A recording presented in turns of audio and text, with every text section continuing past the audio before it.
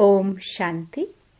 22 अप्रैल 2022 बाबा के महावाक्य। मीठे बच्चे, बाबा आया है तुम बच्चों से दान लेने। तुम्हारे पास जो भी पुराना खिचड़ा है उसे दान दे दो तो पुण्य आत्मा बन जाएंगे। प्रश्न: पुण्य की दुनिया में चलने वाले बच्चों प्रति बाप की श्रीमत क्या है? उत्तर: मीठे बच्चे, पुण्य की दुनिया में चलना है तो सबसे ममत्व मिटाओ, 5 विकारों को छोड़ो। इस अंतिम जन्म में ज्ञान चिता पर बैठो, पवित्र बनो तो पुण्य आत्मा बन पुण्य की दुनिया में चले जाएंगे। ज्ञान योग को धारण कर अपनी दैवी चलन बनाओ। बाप से सच्चा सौदा करो। बाप तुम्हारे से लेते कुछ नहीं, सिर्फ ममत्व मिट जाए उसकी युक्ति बताते हैं। बुद्धि से सब बाप हवाले कर दो। गीत इस पाप की दुनिया से। ओम शांति। दुनिया के मनुष्य व रावण राज्य के मनुष्य पुकारते हैं, हे पतित पावन आओ। पावन दुनिया अथवा पुण्य की दुनिया में ले चलो। गीत बनाने वालों को इन बातों की समझ नहीं है। पुकारते हैं रावण राज्य से राम राज्य में ले चलो, परंतु अपने को कोई पतित समझते नहीं है। अपने बच्चों के पास तो सम्मुख बाप बैठे हैं राम राज्य में ले चलने के लिए, श्रेष्ठ बनने के लिए श्रीमत दे रहे हैं।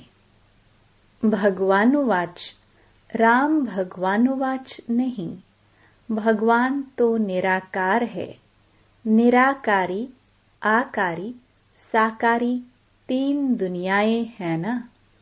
निराकार परमात्मा निराकारी बच्चों आत्माओं के साथ निराकारी दुनिया में रहने वाले हैं।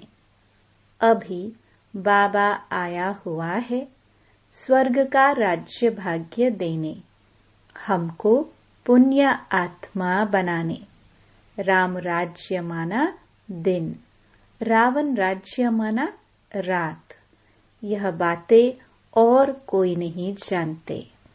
तुम्हारे में भी कोई विरला जानते हैं। इस ज्ञान के लिए भी पवित्र बुद्धि चाहिए। मूल बात है याद की। अच्छी चीज हमेशा याद रहती है। तुमको पुण्य क्या करना है? तुम्हारे पास जो किचड़ा है वह मेरे हवाले कर दो। मनुष्य जब मरते हैं तो उसके लिए बिस्तर, कपड़े आदि सब करनी घोर को देते हैं। वह दूसरे किस्म के ब्राह्मण होते हैं। अब बाबा आया है तुम्हारे से दान लेने के लिए।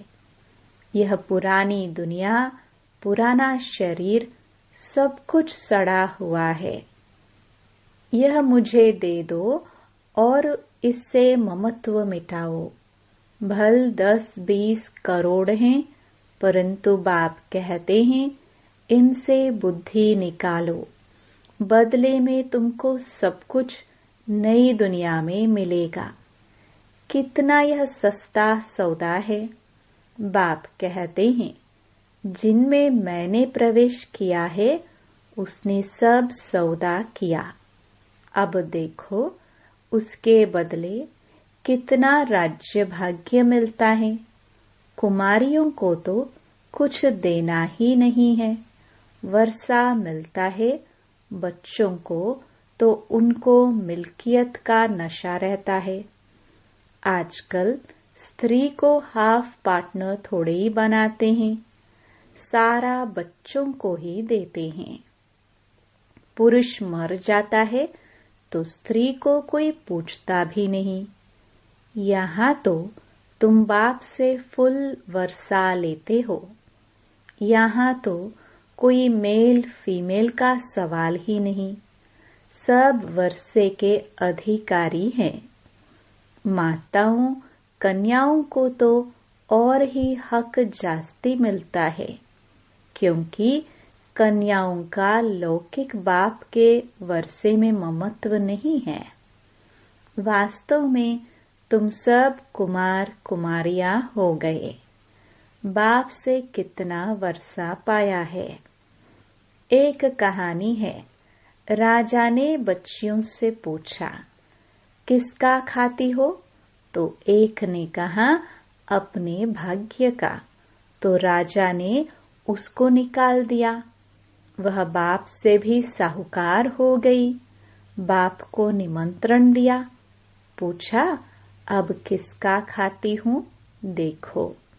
तो बाप भी कहते हैं, बच्चे तुम सब अपनी तकदीर बनाते हो।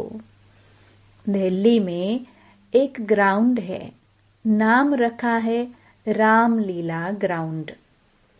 वास्तव में नाम रखना चाहिए रावण लीला, क्योंकि इस समय सारे विश्व में रावण लीला चल रही है। बच्चों को रामलीला ग्राउंड लेकर उसमें चित्र लगाने चाहिए। एक तरफ राम का चित्र हो और नीचे बड़ा रावण का भी चित्र हो। बहुत बड़ा गोला है, बीच में लिख देना चाहिए, यह राम राज्य, यह रावण राज्य, तो समझ जाए। देवताओं की देखो कितनी महिमा है, सर्वगुण संपन्न। आधा कल्प है कलयुगी भ्रष्टाचारी रावण राज्य, उसमें सभी आ जाते हैं। अब रावण राज्य का अंत तो राम ही करेंगे। इस समय रामलीला है नहीं, सारी दुनिया में रावण लीला है। रामलीला होती है सतयुग में, लेकिन सभी अपने को बड़ा अक्लमंद समझते हैं। श्री श्री का टाइटल रखाते हैं। यह टाइटल तो है निराकार परमपिता परमात्मा का, जिस द्वारा ही लक्ष्मी नारायण भी राज्य पाते हैं। अब बाबा आया है, तुमको भक्ति रूपी अंधकार से छुड़ाकर सोझरे में ले जाते हैं। जिनमें ज्ञान योग होगा उनकी चलन भी दैवी होगी। आसुरी चलन वाले किसका भी कल्याण नहीं कर सकते। झट मालूम पड़ जाता है इसमें आसुरी अवगुण है या दैवी गुण। अभी तक कोई संपूर्ण तो है नहीं, अभी बनते जाते हैं। तो बाबा तो दाता है, तुमसे क्या लेंगे? जो कुछ लेते हैं वह तुम्हारी सेवा में लगा देते हैं। बाबा ने इनको भी सरेंडर कराया, बच्ची बनाई है, बच्चों की पालना करनी है। पैसे बगैर इतनों की पालना कैसी होगी? पहले बाबा ने इनको अर्पण कराया, फिर जो आए उनको भी अर्पण करवाया, परंतु सभी की एक रस अवस्था तो बनी नहीं। बहुत चले भी गए। बिल्ली के पुंगरों की कहानी। नंबरवार पुरुषार्थ अनुसार सब पक कर निकले। बाबा तो पुण्य की दुनिया में ले चलते हैं। सिर्फ कहते हैं 5 विकारों को छोड़ो, हम तुमको प्रिंस प्रिंसेस बनाएंगे। ब्रह्मा का साक्षात्कार घर बैठे बहुतों को हो जाता है। वहां से लिखकर भेज देते हैं, बाबा हम आपके बन गए हैं, हमारा सब कुछ आपका है। बाबा कुछ लेते नहीं। बाबा कहते हैं सब कुछ अपने पास रखो। यहाँ मकान बनाते हैं, कोई पूछते हैं पैसा कहाँ से लाया? अरे इतने ढेर बच्चे हैं, बाबा को प्रजापिता ब्रह्मा का नाम सुना है ना? कहते हैं सिर्फ ममत्व मिटाओ, तुम्हें वापस जाना है। बाबा को याद करो। हमको भगवान पढ़ाते हैं तो खुशी का पारा चढ़ा रहना चाहिए। लक्ष्मी नारायण को भगवान नहीं कहेंगे, देवी देवता कहेंगे। भगवान के पास भगवती होती नहीं। कितनी युक्ति की बात है। सिवाय सम्मुख यह बातें कोई समझ ना सके। गाते भी हैं त्वमेव मातश्च पिता। ज्ञान न होने के कारण लक्ष्मी नारायण के आगे, हनुमान के आगे, गणेश के आगे भी जाकर यह महिमा गाते हैं। अरे हम तो साकारी थे, उनको अपने बच्चे ही माता पिता कहेंगे। तुम उनके बच्चे हो कहाँ? तुम तो रावण राज्य में हो। यह ब्रह्मा भी माता है। इन द्वारा बाबा कहते हैं तुम मेरे बच्चे हो, परंतु माताओं कन्याओं को संभालने वाली माता चाहिए।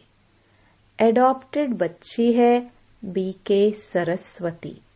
कितनी गुह्य बातें हैं। बाबा जो ज्ञान देते हैं वह कोई भी शास्त्रों में नहीं है। भारत का एक मुख्य शास्त्र है गीता। उसमें ज्ञान के पढ़ाई की बातें हैं। उसमें चरित्र की कोई बात नहीं। ज्ञान से मर्तबा मिलता है। बाबा जादूगर है। तुम गाते हो रत्नागर जादूगर। तुम्हारी झोली भरती है स्वर्ग के लिए। साक्षात्कार तो भक्ति मार्ग में भी करते हैं, परंतु उनसे कुछ लाभ नहीं। लिखेंगे पढ़ेंगे, साक्षात्कार से तुम कोई वह बन गए क्या? साक्षात्कार मैं कराता हूँ। पत्थर की मूर्ति थोड़े साक्षात्कार कराएगी। नवधा भक्ति में भावना तो शुद्ध रखते हैं। उनका उजरा मैं देता हूँ, परंतु तमो प्रधान तो बनना ही है। मीरा ने साक्षात्कार किया, परंतु ज्ञान तो कुछ भी नहीं था। मनुष्य तो दिन प्रतिदिन तमो प्रधान होते जाएंगे। अभी तो सभी मनुष्य पतित हैं।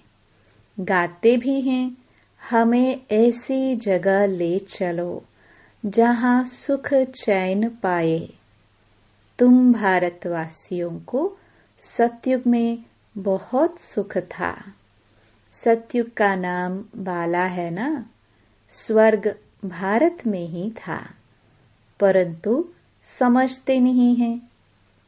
यह भी जानते हैं भारत ही प्राचीन था, स्वर्ग था, वहां कोई और धर्म नहीं था। यह सब बातें बाप ही समझाते हैं। तुम सभी अब श्रवण कुमार और कुमारियां बनते हो। तुम सबको ज्ञान की कवाठी कांवर पर बिठाते हो। तुमको सब मित्र संबंधियों को ज्ञान दे उठाना है। बाबा के पास युगल भी आते हैं। आगे तो जिस्मानी ब्राह्मण से हथियाला बंधवाते थे, अभी तुम रूहानी ब्राह्मण काम चिता का हथियाला तोड़ते हो। बाबा के पास आते हैं तो बाबा पूछते हैं, स्वर्ग में चलेंगे? कोई कहते हैं, हमको स्वर्ग यहाँ ही है। अरे, यह अल्पकाल का स्वर्ग है।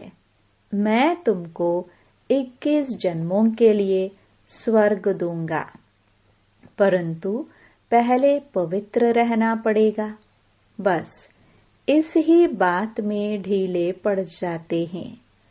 अरे, बेहद का बाप कहते हैं, तो यह अंतिम जन्म ज्ञान चिता पर बैठो। तो देखा जाता है स्त्रियां झट आ जाती हैं। कोई फिर कहती हैं, पति परमेश्वर को नाराज कैसे करे? बाबा के बने तो कदम कदम पर श्रीमत पर चलना पड़े। अब बाबा आया है स्वर्ग का मालिक बनाने। पवित्र बनना अच्छा है, कुल कलंकित मत बनो। बाप कहेंगे ना, लौकिक बाप तो चमाट भी मारेंगे। मम्मा मीठी होती है, बहुत मीठा रहमदिल बनना है। बाप कहते हैं, बच्चे तुम मुझे बहुत गालियां देते हो। अब मैं अपकारी पर भी उपकार करता हूँ। मैं जानता हूँ कि तुम्हारा रावण मत पर यह हाल हुआ है। जो सेकंड पास हुआ वह ड्रामा, परंतु आगे के लिए खबरदार रहना कि हमारा खाता खराब न हो। हर एक को अपनी प्रजा भी बनानी है, वारिस भी बनाना है। मुरली कोई मिस नहीं करनी चाहिए, कोई पॉइंट्स मिस न हो जाए। अच्छे अच्छे ज्ञान रतन निकल जाए और सुने नहीं तो धारणा कैसे करेंगे? रेगुलर स्टूडेंट मुरली कभी मिस नहीं करेंगे। कोशिश कर रोज वाणी पढ़नी चाहिए। अच्छा, मीठे मीठे सिखिलदे बच्चों प्रति माता पिता बाप दादा का याद प्यार और गुड मॉर्निंग। रूहानी बाप की रूहानी बच्चों को नमस्ते। धारणा के लिए मुख्य सार। पहला, अपना खाता खराब न हो, इसके लिए बहुत खबरदार रहना है। कभी कुल कलंकित नहीं बनना है। पढ़ाई रोज पढ़नी है, मिस नहीं करनी है। दूसरा, श्रवण कुमार कुमारी बन ज्ञान कवाठी कांवर पर सबको बिठाना है। मित्र संबंधियों को भी ज्ञान दे, उनका कल्याण करना है। वरदान, अपने ऑक्यूपेशन की स्मृति द्वारा मन को कंट्रोल करने वाले राजयोगी भव। अमृत वेले तथा सारे दिन में बीच बीच में अपने ऑक्यूपेशन को स्मृति में लाओ कि मैं राजयोगी हूँ। राजयोगी की सीट पर सेट होकर रहो। राजयोगी माना राजा, उसमें कंट्रोलिंग और रूलिंग पावर होती है। वह 1 सेकंड में मन को कंट्रोल कर सकते हैं। वह कभी अपने संकल्प, बोल और कर्म को व्यर्थ नहीं गवा सकते। अगर चाहते हुए भी व्यर्थ चला जाता है तो उसे नॉलेजफुल व राजा नहीं कहेंगे। स्लोगन, स्व पर राज्य करने वाले ही सच्चे स्वराज्य अधिकारी हैं। मातेश्वरी जी के अनमोल महावाक्य इस अविनाशी ज्ञान पर अनेक नाम धरे हैं। इस अविनाशी ईश्वरीय ज्ञान पर अनेक नाम धरे गए हैं, रखे गए हैं। कोई इस ज्ञान को अमृत भी कहते हैं, कोई ज्ञान को अंजन भी कहते हैं। गुरु नानक ने कहा, ज्ञान अंजन गुरु दिया। कोई ने फिर ज्ञान वर्षा भी कहा, क्योंकि इस ज्ञान से ही सारी सृष्टि सब्ज हरी भरी बन जाती है।